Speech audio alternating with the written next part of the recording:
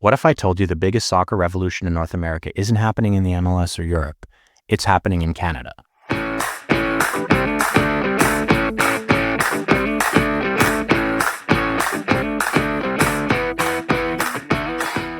The Canadian Premier League is more than just any other league. It's a movement that's reshaping the soccer landscape in Canada. On the heels of a crazy 2-1 win by Canada over the United States in Los Angeles in a recent Nations League tie, interest in the sport is booming. Welcome back to another episode of Semi-Informed Football, the podcast that dives deep into the beautiful game. Typically, we bring you the latest and greatest from European football, but today is a very special show. Today, I'm going to explore one of the most intriguing soccer leagues making waves today, the Canadian Premier League, or as we'll call it, the CPL, and that's how I'll call it for the rest of this podcast. And yes, I will also be referring to the game as soccer for this episode. All right, so let's rewind a bit. The CPL was officially sanctioned in 2017 and kicked off its first season in 2019. It started with 7 teams spread across Canada and was created for one big reason: to give Canadian players a real chance to develop at home. It started with 7 founding teams, each representing different regions across Canada, creating a league where they truly felt national.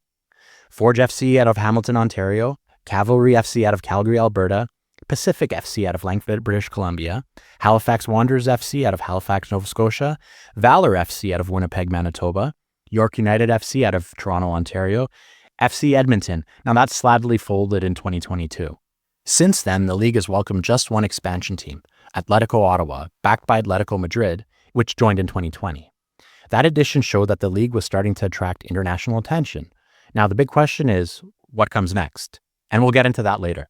Now, before the CPL, if you wanted to make it as a pro soccer player in Canada, you basically had 2 options. Number 1, try to get into an MLS team like Toronto FC or CF Montreal. Number 2, pack your bags and head overseas.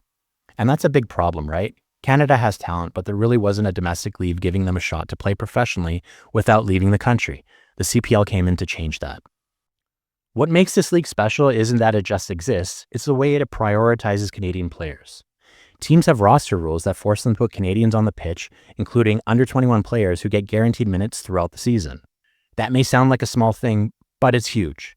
I mean, young talent isn't just sitting on the bench or getting passed over for international players. They're actually playing, developing, and getting noticed.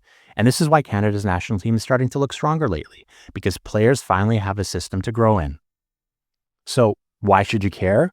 Why does this league actually matter? Well, for starters, it's filling a gap that desperately needed filling. It's creating a proper club culture in Canada. And it's a fun one. It's starting to complement MLS in a very interesting ways. So you got Toronto FC, CF Montreal, and the Vancouver Whitecaps in MLS, right? They're great for Canadian soccer at the top level, but they're not really focused on grassroots development in the way the CPL is. The CPL gives players a pathway. That's where the young guns can start and actually play instead of getting lost in the shuffle. Let's talk players, because the CPL has already produced some gems. Kyle Becker is one of the league's best midfielders since day one. Manny Aparicio, Lorenzo Callegari, fun players to watch. But here's the real proof that the CPL is working. We've seen guys like Victor Loturi jump to CF Montreal and MLS, Kwasi Poku head over to RWD Molenbeek in Belgium, and Grady McDonald make a move to Club Rouge. This is a real pathway now. It's not just a lower tier league with nowhere to go. With the FIFA World Cup coming to Canada in 2026, soccer is about to blow up in this country. And when that happens, you need a league to support that momentum. CPL is going to play a massive role in making sure Canadian soccer doesn't just peak in 2026 and disappear.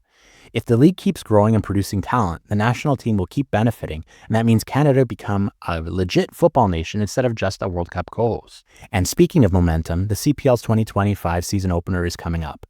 On Saturday, April 5th, Forge FC, the league's most dominant team, is kicking things off against Cavalry FC from Calgary. If you've been meaning to check out a CPL game, this is the perfect time. Opening day is always packed with energy, and honestly, the league plays some pretty exciting football. Give it a shot. You just might find yourself hooked. Looking ahead, the CPL has big plans for growth. There are rumors of expansion into Quebec City and Kelowna, BC, which would help bring the league to new fans. The goal? Doubling the league size within the next decade, creating a truly competitive national system. And if you're wondering how to get involved as a fan, it's pretty simple. Watch the matches. CPL games are streamed online and broadcast in Canada. Follow the teams, pick a club, keep up with their matches, and engage with the growing supporter culture. Attend the games. The atmosphere at CPL is awesome, and the league is known for its connection with fans. Spread the word. The league is still growing, and the best way to help is to keep talking about it. Now, we'll be back next time with our usual deep dive into European football, but hey, maybe we'll follow up this Canadian soccer thing into a more regular topic. Let us know what you think by dropping a follow, a like, or even a comment on your app of choice. And check out the CPL 2025 season opener.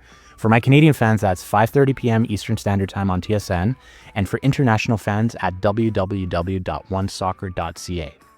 Always looking to keep you semi-informed and fully engaged.